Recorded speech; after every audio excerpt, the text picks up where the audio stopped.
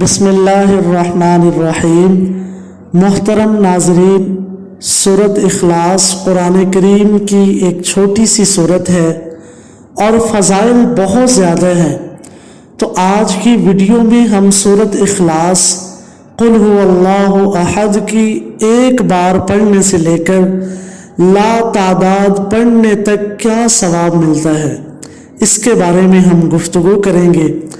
یہ فضائل ہم اس لیے بیان کر رہے ہیں تاکہ اس سورت کی فضیلت معلوم کر کے ہم اس سورت کی تلاوت کثرت کے ساتھ کرنے والے بن جائیں۔ تو ایک مرتبہ سورت اخلاص پڑھنے کی کیا فضیلت ہے؟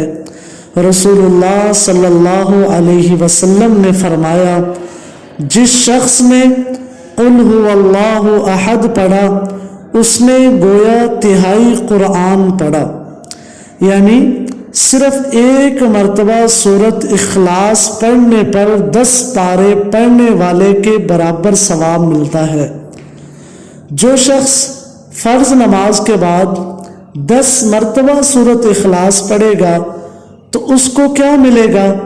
نبی کریم صلی اللہ علیہ وسلم نے فرمایا، جو شخص فرض نماز کے بعد 10 مرتبہ سورت اخلاص پڑھے گا تو وہ جنت کے جس دروازے سے چاہے گا داخل ہو جائے گا۔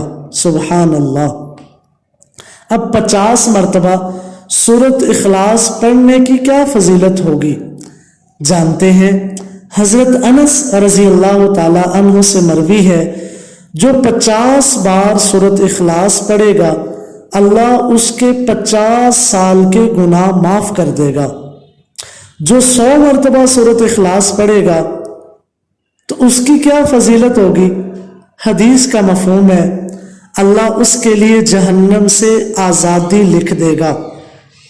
اور جو بندہ 200 مرتبہ سورت اخلاص پڑھے گا تو اس کی کیا فضیلت ہے؟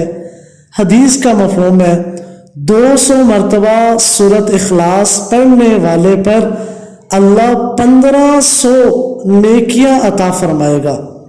محترم سامعین، اب آخری بات کہ جو شخص لا تعداد مرتبہ سورت اخلاص پڑھے گا تو کیا ملے گا؟